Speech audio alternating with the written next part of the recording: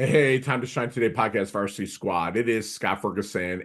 So I'm sure you've heard the term, the only thing is for sure in life is death and taxes, spoken by one of the most brilliant men that ever lived, Benjamin Franklin. And that's the truth. I hate to admit it. People that know me, friends, family, know that I went through quite the lack of a better term, hell with back taxes. And it was 100% on my responsibility, my fault to let myself get to that position. I had somebody that firm that really kind of helped me out.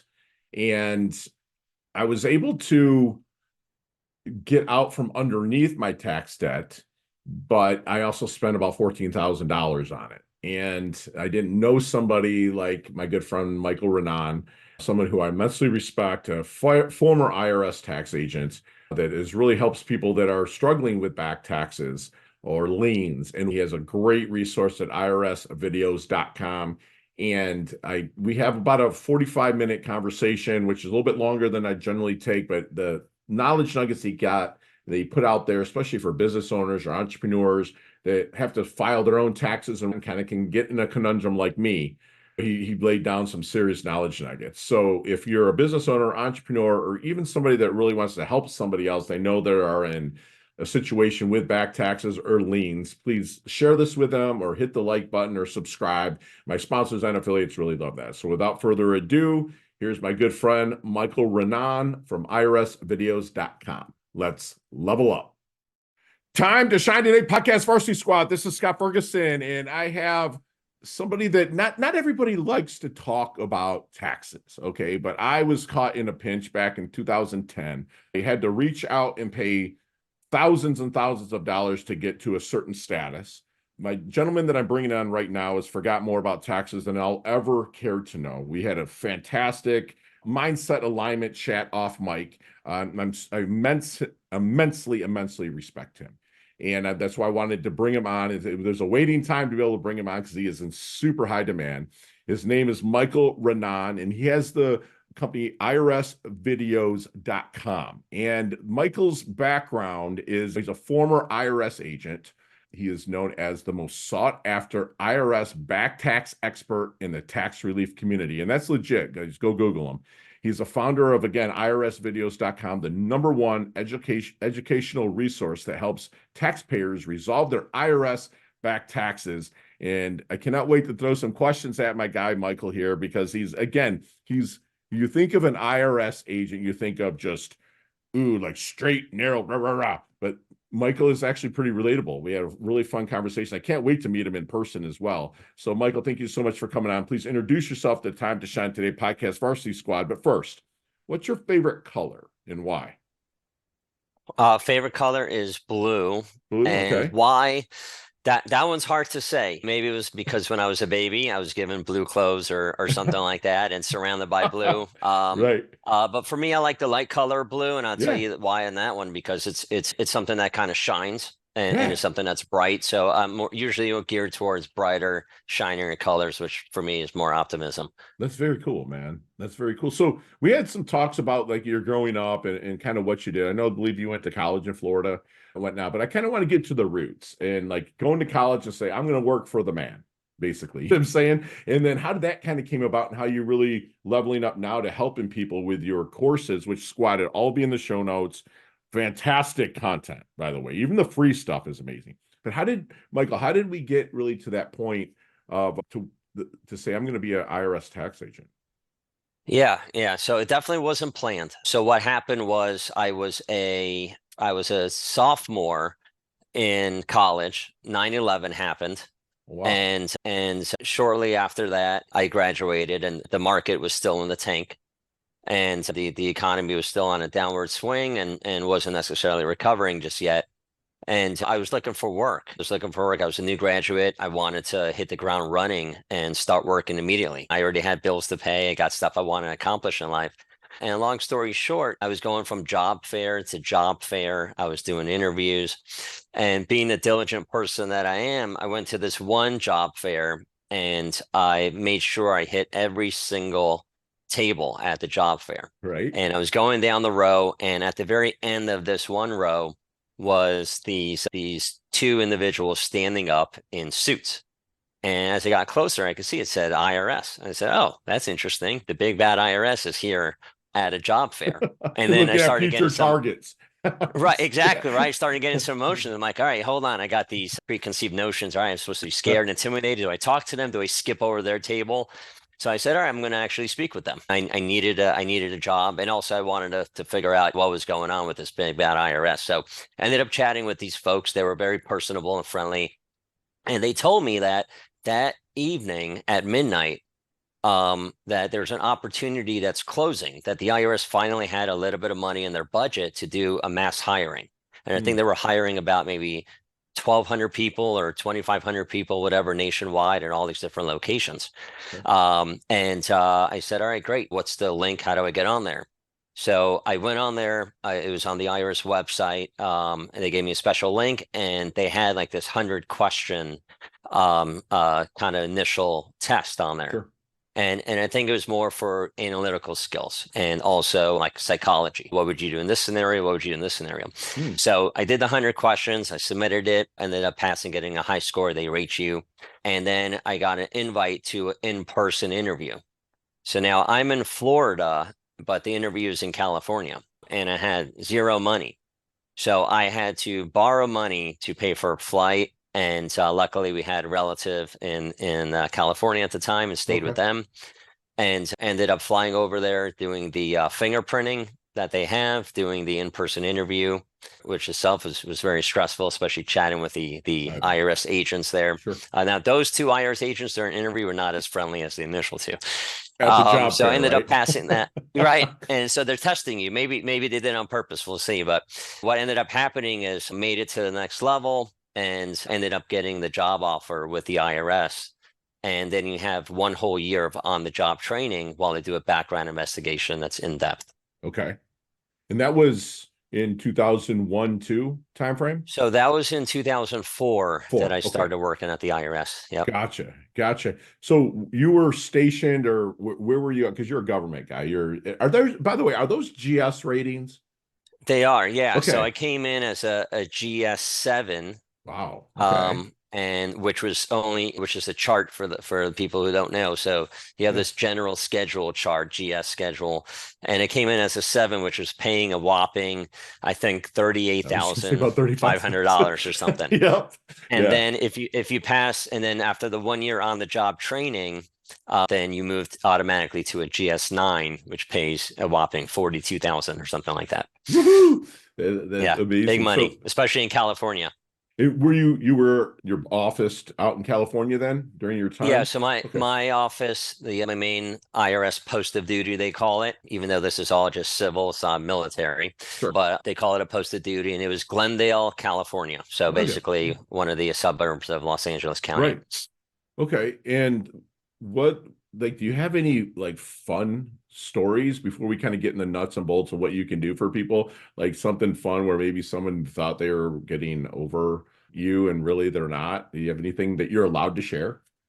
Yeah, I mean, I could share a lot. You could share almost everything Okay. when you're at the IRS, except for people's socials or names and stuff like that. But Right. just right, but just by virtue of being in LA County, it was very interesting because I had a whole bunch of different taxpayers in Mhm. my inventory. Okay. And as a GS9, as a grade 9, you end up with 95 cases that you're working at one time in your Oh, inventory. That's a lot of cases. yeah. So who are these taxpayers? These are businesses and individuals that are in and around Los Angeles County. So that means celebrities, that means rock bands, that means actors and actresses. It could be sports athletes. It could be just a regular John Doe and Jane Doe Right. down the street. I've also had cases of people in Malibu, Beverly Hills, all that stuff. But more importantly, and interestingly, I had restaurants and businesses that were on Rodeo Drive. Okay. So all of us, we ended up on Rodeo Drive. We're walking down, we see like paparazzi, we see the red carpets out, but really behind the scenes, there's a lot of tax problems and things going on. Right. So that was very interesting to see. I ended up seeing and doing a lot of different things. And one of the things I was chatting about the other day was when I was working this individual case for individual taxpayer. He was an attorney and he owed I think $1 million or something like that, or just over $1 million. As a revenue officer, which is what my position was at the IRS, you're supposed to go out into the field and pay a visit to the taxpayer and say, hey, what's going on? What caused this problem? What can you set up a payment plan? And what can you do to prevent owing again in the future? Right. Right. So it's very, at a certain amount of dollar threshold with the IRS, it's very person to person. All right. So you Okay. actually get your own IRS concierge coming out and helping you, right? Is that with the more you So owe, you get that, or it depends on how they categorize it at the IRS. okay, They categorize certain cases, okay, certain higher dollar amounts, they send it to the field, which just means okay, the local IRS office. So I went out and visited this taxpayer, and he was happy to see me. Say, "Oh, thanks for coming in. I'm an open book. Yeah, I ran into some problems, all this stuff." I said, "Oh, great. This is what we need. Just a typical financial form that hmm, the IRS uses, so we get together, figure out what is the guy's ability to pay.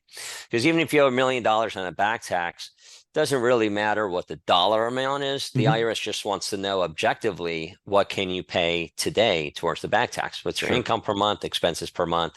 Do you have any assets that maybe you could borrow and so forth? okay, So it's very objective. It's just an analysis, right? So the guy said very friendly, like, great. So I left the paperwork in with him and said, here's what we need to buy. Call me if you need some more time and what have you. So over the next few days, everything went completely downhill. All right. So he was very friendly, personable. I'm an open book. He told me all this stuff. So after I got back to the office, working on all these other 94 cases that I'm working, and all of a sudden things started going downhill. So we started to get he ended up getting a tax representative who was also an attorney, and that's okay, fine. Taxpayers have a right to do that, and they should if they're busy or they just don't know what they're doing and they want help. yeah, So we got the tax representative came in, who's an attorney. And after that, we started getting a whole bunch of faxes and correspondence in the mail saying that they're disputing liability, and also more so that they're going to refuse to communicate any further after this initial bombardment of all this communication. sure, So we're trying to reach out to figure out what happened, what's going on, and there was no communication. So fast forward a few weeks later, we ended up getting by server, process server and by fax and elsewhere a lawsuit where the taxpayer ended up suing me personally, ended up suing the IRS commissioner, ended up suing the brokerage firms and the other third parties that we ended up having to issue a levy to. So we ended up issuing garnishments and levies to yeah, these third parties after weeks and weeks. There's probably months really that went by where he refused to communicate, just saying, "Hey, I can pay, I can't pay, or whatever." Just hmm, stop communicating. And when you stop communicating, the IRS basically is now all alone. So they have to figure out, all right, we have to try to set up a payment plan, but this person's now not communicating, so we don't really know what's happening. hmm, So we have to get their attention. So we ended up suing even the brokerage firm that was holding some of these funds that we ended up levying. So that created an entire domino effect of discussions with their counsel, IRS counsel, and all this other stuff. But what the taxpayer didn't realize is that you can't sue an IRS employee. gonna say, So putting my hmm, name as a defendant on there is a waste of time. So that ended up getting converting to the US, the United States Treasury is who the correct party was to sue. So I had to participate in certain kind of quasi depositions and all other stuff with the U.S. attorneys. But all sorts of all sorts of different things happen when you're working an IRS case. You don't know whether it's going to go in a positive way, which most of them should and do, right, or you're going to have some sort of issue where the taxpayer really doesn't understand the process, right, and they automatically switch to lawsuits, even though owing a back tax is not necessarily a legal venue; it's more administrative venue. right. So basically, just like when I got that letter, which I shared with you off mic, I pooped my pants. I ain't gonna lie to you, right? And so, I mean, I immediately I got it on a Friday, so it's like weighing on me Saturday and Sunday. I call them Monday, and they were the IRS was so nice to me. I mean, they didn't attack me, or I was thinking they're gonna like, we're coming after you. You're a dirtbag. They were super cool, and they actually were like, listen, your best bet, and I don't know if this is common practice, but the lady was so nice to me that she's like, your best bet would probably be get representation. And because I didn't have access to stuff like you put out, which squad, we will get to that in a little bit. And then I did, and I hired somebody and I showed you what they did for me. But it was like my biggest thing is if anyone's out there, like, don't run from the IRS. You guys, or not you guys, they will work with you, as long as you don't duck them like that guy did to you guys. So now I'm liking your story, Michael, to kind of like a prosecutor, right? That said, okay, now I'm going to move to the other side of the aisle, right? Is that kind of a quasi analogy? What I'm saying, like what you kind of did, like when you moved into now, like how to work with the IRS to help yourself out? Yeah, yeah, I Okay. would say that, but and also in a way, it's kind of like the opposite. So Okay. it's actually both. So the reason being is that even when I was at the IRS for the 8 years that I was there, the communication always involved, this is the problem, which is the past. These Okay. are liabilities for this year, and this year. Okay. What caused those balances? And then we would figure out with the taxpayer, oh, they just had lack of withholding from their Mhm. paycheck. Right. You know what I mean? They didn't have enough withholding. Easy, right? So you Yeah. just increase their withholding.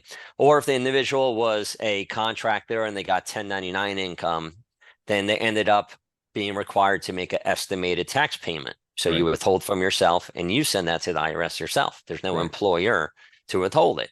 Right. So the solution there is simply make your estimated tax payments. So almost all of these IRS problems surround those two things, just lack of taxes that were either withheld or were made in the form of estimated payment. So what that comes down to is education. So 99.9% of these discussions, even as a former IRS agent, was all about education. This is what caused your IRS back tax. And then the second part is this is how you resolve it. And resolution doesn't mean full pay it, and definitely doesn't involve give the IRS your firstborn, shut down your Yeah. business, I'm just saying never nice to me, survive or Michael. thrive. Yeah. The reality that a lot of people don't realize, the IRS has about 20 million cases in their inventory of Mhm. people that have back taxes today. Yeah. Yeah. They do not even know who these people are personally, nor do they even care. So if Michael's in the inventory or Scott's in the inventory, they send out these template canned letters to all of us saying, hey, you owe a back tax. All right, no Mhm. problem. Set up a payment plan or set up whatever the Sure. resolution should be. So the IRS does not really come after you in the sense that we all think they do. The IRS is the IRS computer these days, and Right. the computer likes to send out these canned templates because it's programmed to do so. So education was what I was doing at the IRS, and even once I ended up on the other side of the table, it's the same exact thing. And Mm. funny enough, my first client in private practice was a former taxpayer that I had when I was at the IRS. That you kind of were like quote unquote going after to resolve. So the tax represent right, that's right. So Okay. the tax representative who was representing that taxpayer when I was at the IRS, he and I had a very good relationship. I had a very good relationship with 99% of the tax representatives Okay. who were representing taxpayers when I was at the IRS. Right. So they all knew me then, and then when I let them know I started my own practice, they're like, "Oh, great, we have some cases we'd like to refer to you," because they didn't want to handle it or they're retiring or whatever the case may be. Hmm. So the first cases, I got a call saying, "Oh, Michael, I got. Do you remember so and so?" I'm like, "Yeah." He's like, "Oh, I like you to take over his case." And we're no longer representing him or handling Right. the cases anymore, and we're Okay. just doing preparation. So my former taxpayer as an IRS employee became my very first client in private practice. Oh, wow. So do Yeah. you have to be an attorney to be that, a tax collector or what you do? What you did? A tax representative. Yes. So the IRS requires a license. Okay. But you have to have one of the three licensees. So you could be an attorney, you could be a CPA, Okay. or you could have an enrolled agent license, an Enrolled EA agent. license. And Okay. the enrolled agent license is actually older than the CPA license, but no one's ever heard of it. And the license comes from the IRS directly. Okay. So the IRS is the one who came up, the Treasury, with the enrolled agent license, and you're licensed specialized in tax, and your license and your specialty is handling IRS collection cases. Gotcha. Gotcha. That's good to know. So what would your recommendation be for people that owe big, they've been sticking their head in the sand, right? Thinking they're going to pull it out the next year and everything's going to be okay. Like, of course, I mean, interest tax on, they're dodging the IRS. And unfortunately, I know some people like this, and I also was that person from like I showed you, right? But like, what would you really the counsel from a counsel side? What would you say to that person? Yeah, so number one is immediately make sure they're opening up the envelopes from the IRS, which again is the IRS computer. So these templates are telling us what the computer is about to do. Okay. So first you get a bill saying, hey, you owe X amount of dollars. The next one says X amount of dollars. The next one says, oh, please contact us. If not, we have to move to the next step, which is file a tax lien. The next one is going to say we're going to levy or garnish you because it's been months now that you're getting these letters. Hmm. So number one is communication is key. So Okay. open up the envelopes and just know that you could even disagree with the IRS. No big deal. So just communicate the disagreement. Okay. If they send you a bill that says it's $100,000, but you think it's inaccurate, very easy. You just call them say, I believe this is wrong because of such and such. Okay. So they gotta open up the envelopes, and then secondly, immediately take action so that you're always on offense. Nobody wants to end up getting the bank account garnished or their wages levied or any of that stuff. And things should never, ever escalate to enforcement action. That's all called enforcement action. So Sure. you don't have to worry about garnishments or seizures or any of that other nonsense because there's so many opportunities to resolve your IRS issue before the IRS escalates to what Sure. they called enforced collection, Right. where they're basically all by themselves. The IRS Yeah, was that's what you're abandoned by saying. the taxpayer and they have to Yeah. move by themselves. They Yeah. can't just close the case. They have to exhaust all the things. Now, if they levy and they garnish and they get nothing, at some point they might end up closing the case. Sure. But they need to hear from the taxpayer. So Got it. second, again, communicate. Second one is take action, and then also reach out. Yeah. Reach out for someone could always represent you, or they take Yeah. over the case. But in more cases than not, which I would say probably 99% of taxpayers don't even need representation where I take over their case. Hmm. They just need to know what are the procedures to set up a payment plan.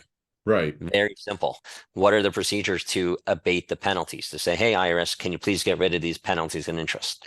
Gotcha. And bring the balance down. And those are just procedures. So Okay. whether Scott makes the call or Michael makes the call, it's the same exact Same, procedures. same Same exact thing. procedure. And in basically, so you see these infomercials and stuff out there, Michael, and I know which ones I'm kind of talking about.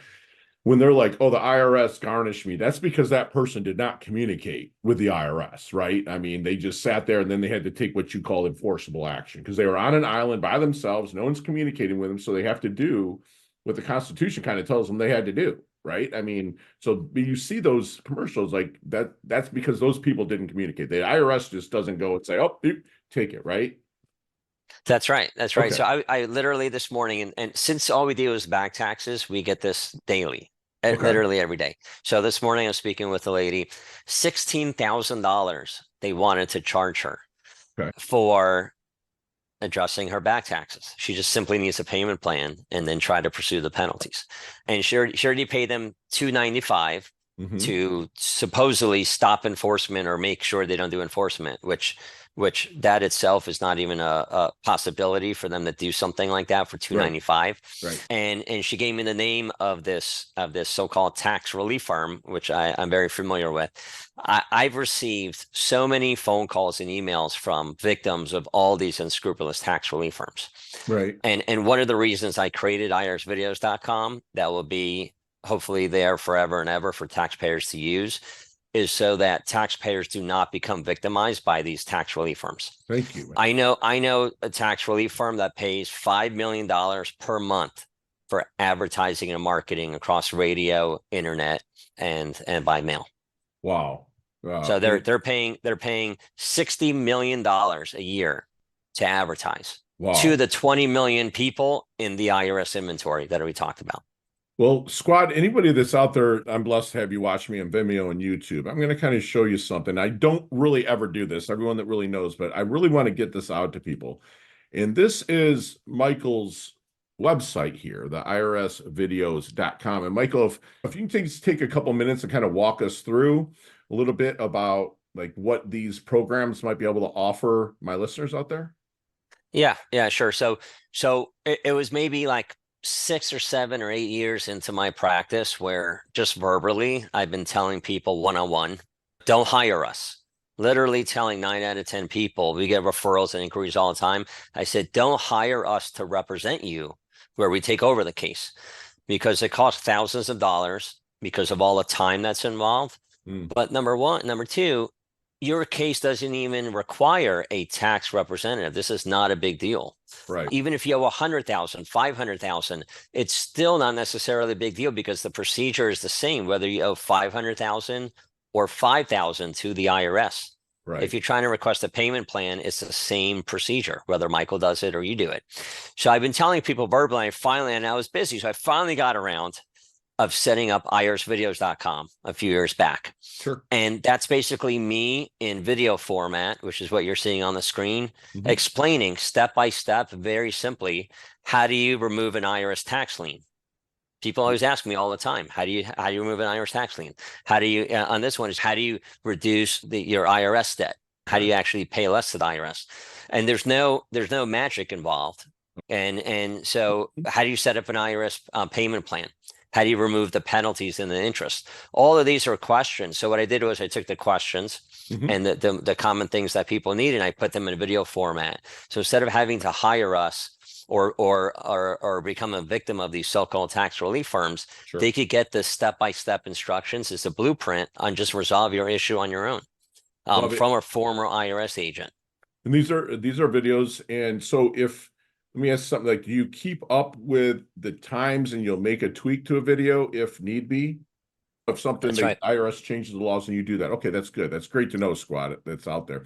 So each one of them kind of has, like, there is a free one here with the 5 ways to pay less than your IRS. And full disclosure, I really kind of went through that already, the squad, and then these as other ones. So the bundle, what is that bundle? Because that's a fantastic price compared to what I had to pay. And Lawrence Levy was great for me. I mean, he helped me out, but I think I might overpay just a little bit.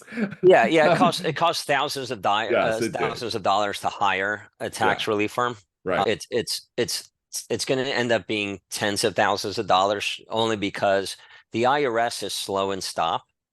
So you would be paying a legitimate tax firm, Okay. not a tax relief firm, but Right. a legitimate tax firm, professional tax firm, tens of thousands of dollars over the period of X amount of months. It could be 8 months, it could be 9 months, Mine was only because the 14.5. IRS is slow.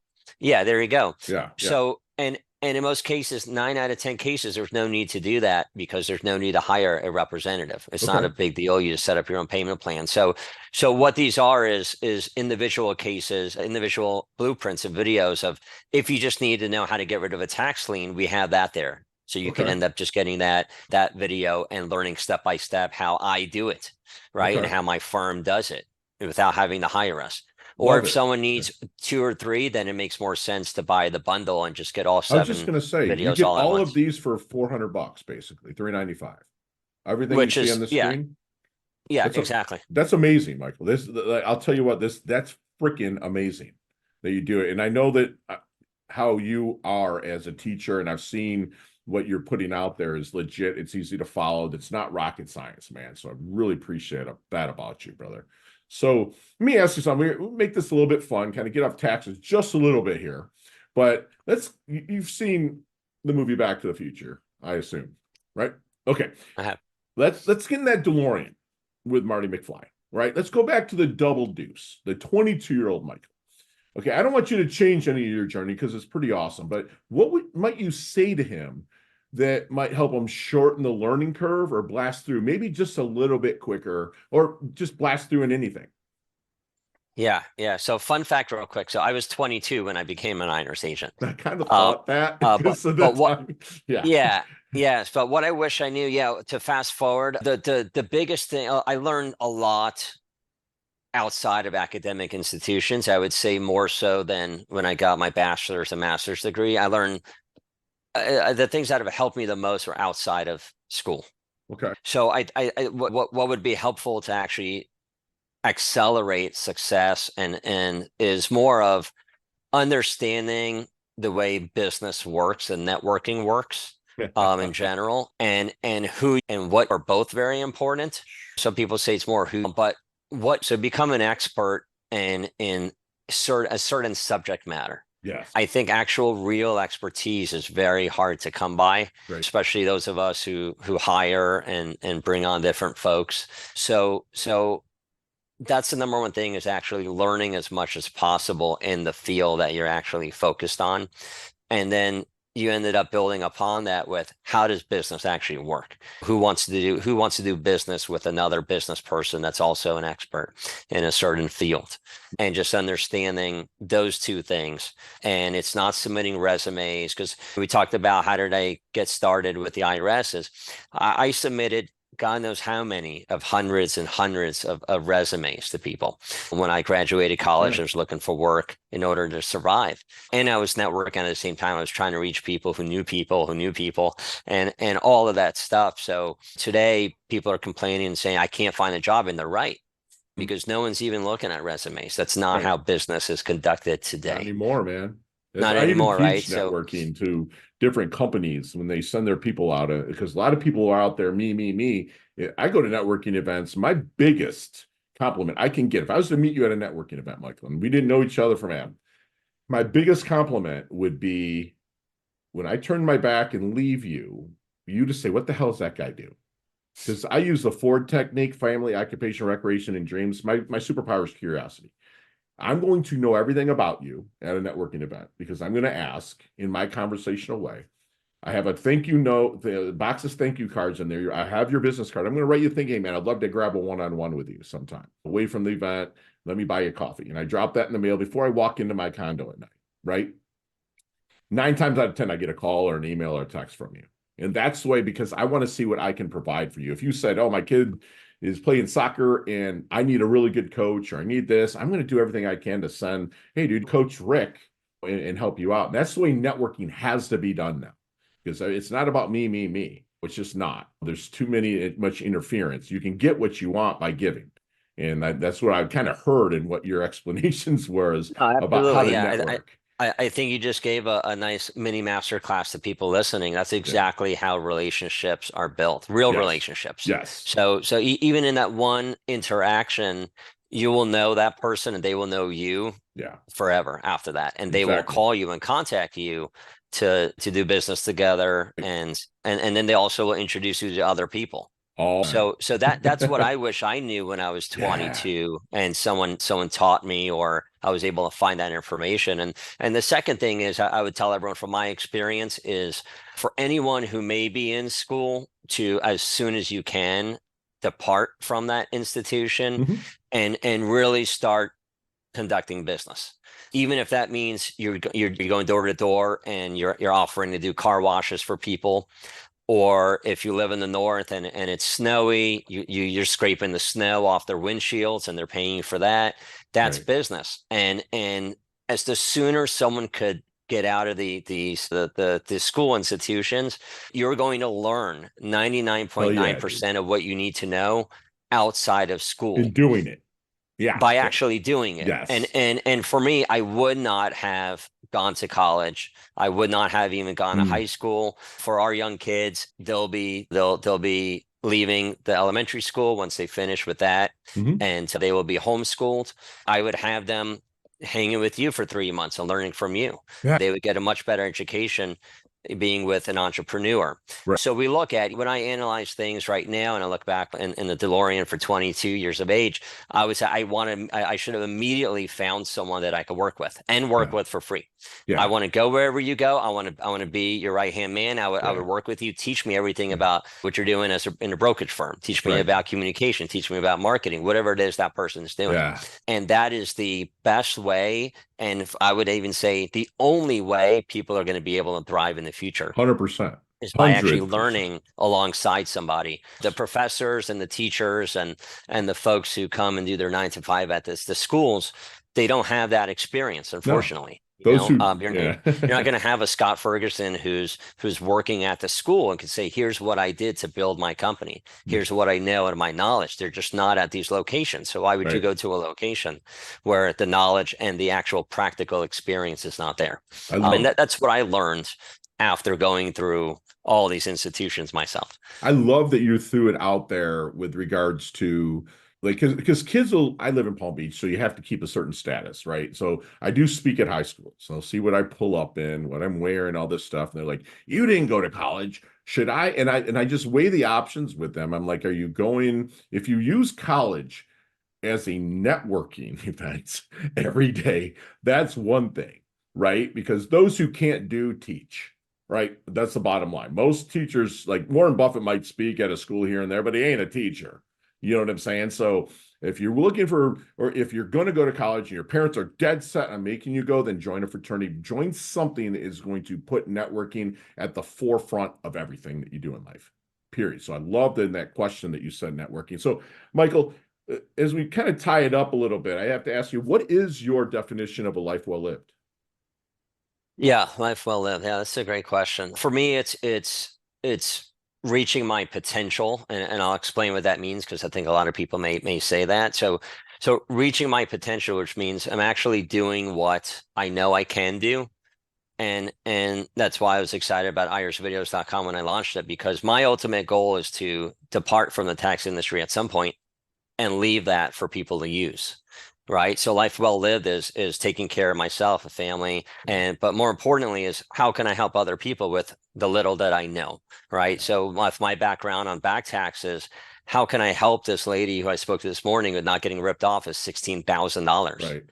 Okay, Dude, and she doesn't even owe that much. She should right. be applying the 16,000 towards the back tax or the current tax, Sure. but they somehow quoted her that, right? So I see this every day. So in my little world of back taxes, one of my success would be to ensure that I give the U.S. population, right, which is my fellow Americans, something they could use, I and then I love it. would have been productive in my area of tax.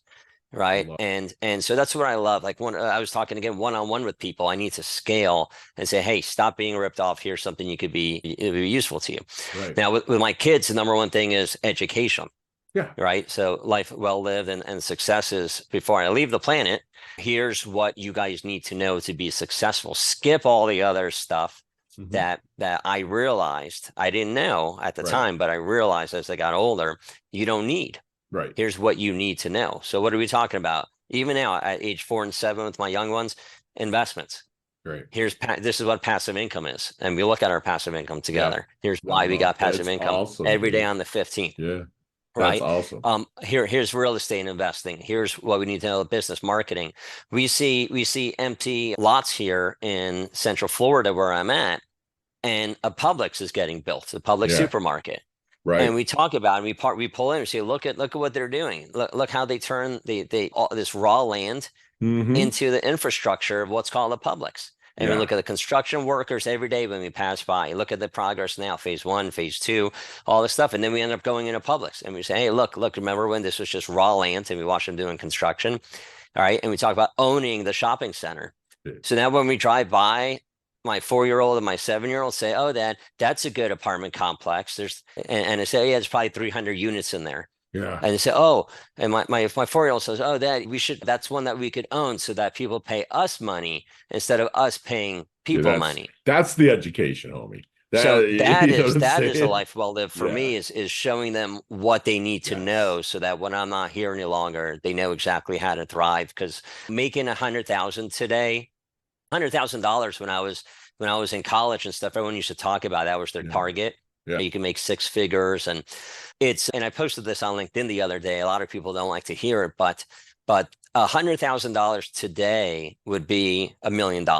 So Yeah. if you want to end Thank up you. middle income, which means I could survive. I have a certain sense of financial security.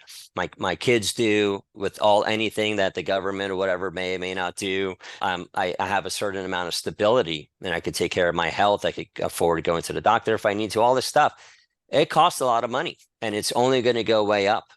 So people are complaining and talking about housing. Housing is going to be way up, which means most people are actually going to be renters, They will. uh, Yeah, they're going to have to because they and can't they afford already to buy are, it. right? Right. And that's okay, but the rent's going to be what are they going to do? And the rent is 7,000 a month for a basic rental. Right. not anything fancy. And in the future, it will be 7,000 a month. So now you're paying a lot of money, close to $100,000 just to have a shelter over your head. Right. So these are the things that we kind of think about and plan about and talk about. So my success is making sure I set that up for us now, and that my kids have that education, and then the general public that I could help while I'm here on this planet, I could help as much as possible. And I love that you're planting trees you don't plan to sit in the shade of, dude. And that's just something that this world needs more of. And Mike, as we kind of really wind things down here, I do have to put you through my leveling up lightning round, and it'll take us just really quick to get through it. You and I'm definitely going to make it a point to meet you in real life. But like, we could probably talk about a few of these questions for 15, 20 minutes. But today you got 5 seconds with no explanations. You ready to try, or not even try? You ready to do this? Ready? Let's go. Here we go. Hopefully my stitch doesn't interrupt us. I don't know if you heard my dog, but he's just let me know something. All right, Michael, what is the best leveling up advice you've ever received? That would be use your earned income to invest in passive income. Beautiful. Share one of your personal habits that contributes to your success. Discipline. Beautiful. So you see me again, maybe walking down the street. Fergie's looks like he's in his doldrums a little bit. What book might you hand me that's really touched your life? Outwitting the Devil by Yes. Napoleon Hill. Hell yeah. Your most commonly used emoji, if any, when you text. Thumbs up. Nicknames growing up. Mikey Mike. Got it. Any hidden talent or superpower that you have that nobody knows about? Well, until now. Introspection. Love it. Chess, checkers, or Monopoly? Monopoly. Headline for your life.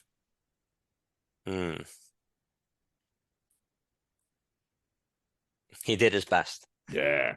Any superstitions you buy into? Karma. Okay. Very, very good. Go-to ice cream flavor. Vanilla.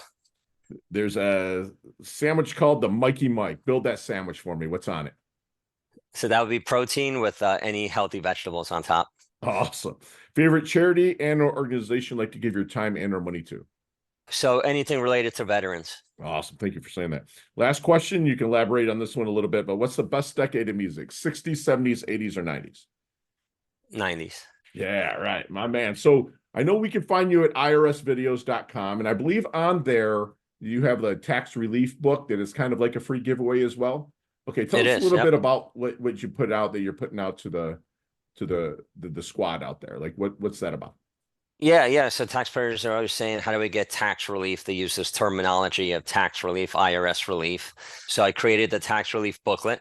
And folks should get that at irsvideos.com/book. And it's 100% free. So we sell it for $25, I think, on Amazon, but you could get it for free at irsvideos.com/book. And it just goes over the different ways you could bring your balance down. These are IRS ways. Okay. Not any magic involved, but it's the IRS procedures. And they're welcome to go and grab that. I love it. And that's a very generous giveaway and squad. I'm going to put it in the show notes. And the first person that puts in Mikey Mike, I know you've listened this long, I'm going to purchase for you the bundle. So the first person that puts, I don't care if it's Pinterest, Instagram, I don't care if you text it to 561-440-3830, or somebody, if you're listening to this and know somebody that needs it, still put in Mikey Mike in there. And it'll be, actually, I'll do two. The first two people that put in Mikey Mike, I will do the IRS bundle that he has on his site there. And Mike, if you can do me one last solid, Michael, you can do me one last solid and leave us with one last knowledge nugget we can take with us, internalize, and take action. Yeah. I would say the number one thing is discipline. So delay the gratification, whatever it might be, put in the work and discipline, and then you're going to be so far ahead of where you ever imagined you would be. My good friend Jocko said I actually worked with. It's discipline equals freedom, right? That's good. There you stuff. go. There you go. Jocko knows what he's talking about. Yeah. Discipline is the key. So what's the secret sauce? Discipline. When it's Super Bowl, you're working and that's your discipline. It's funny that we have to pick with my coach. I have to pick one word a year, and that's my word. It's like my word for the year, and actually, it's right there on my phone. With that, it's like I wake up, everything around here, if you're seeing my office, it's discipline. Inside my car, it's discipline, because I have it, but I have a discipline of not seeing things all the way through to the end. right? So that's what I'm really working on. Squad, I just had like, sorry we took you a little long, but the information was fantastic. A fantastic, really masterclass with my good friend Michael Raanan, who wasn't planning on going to the IRS. I mean, he went through like saw all those booths out there, said, "Hey, I'll pop by there," and he did the deed. He walked it. He worked for our awesome nation, our awesome government. And he reminds us that 99.9% of tax issues are caused by a lack of education. And when you get those envelopes out there, open them. And remember, Michael said it's okay to disagree with it. And he's saying take action, be disciplined enough to take action, always stay on the offense with them. And that's not saying battle them and go after them, but just like communicate with them, stay on the offense. Don't try to hide in a corner and stick your head in the sand and wake up another year and think it's going to be different. Do not do that. Michael reminds us, do not do that. And lastly, like, don't let it escalate to enforcement action. So all those infomercials you see out there saying, IRS garnished my accounts. Yeah, because the people did not communicate with IRS. Michael wants you to understand networking, especially if you're the young bucks and buckettes out there. Understand networking. It's the new currency. What you can provide for people, be a relationship creator. Get out there and give until it hurts so good, and be open to that reciprocation. And get into business as soon as you can when you're young. It doesn't matter if it's a lemonade stand. Not all of us are lucky to have a pops like Michael that's teaching his two youngins, listen, this is what it is. This is passive income. This is where it's at. So get out there and really do your due diligence. And lastly, discipline. Delay the gratification that you want right now, and just do the work, because it'll come up tenfold the further down the road. And again, my guy Michael does things for the intention, not the attention. I know this guy does pretty good, but you don't see him out there leaning on Lambos and all that other shit. He's out there doing the work, serving and giving people. And I said it before, he's planting trees he's never going to sit in the shade of, with just these videos and what he's doing with his kids. Because if you can make one change or one influence on any individual, it passes down through generations. And the more you mentor, the more immortal you become. So just remember that. And that's what my good friend Michael does. He loves up his health. He loves up his wealth. He's earned his varsity squad letter here at Time to Shine today. Thank you so much for coming on, Michael. Everything you laid out was gold, and I'm going to make sure that the squad takes action on it, brother. Yeah, I appreciate you having me on the show. It's a real privilege. We'll talk soon. Yeah, thanks, Scott. Bye-bye.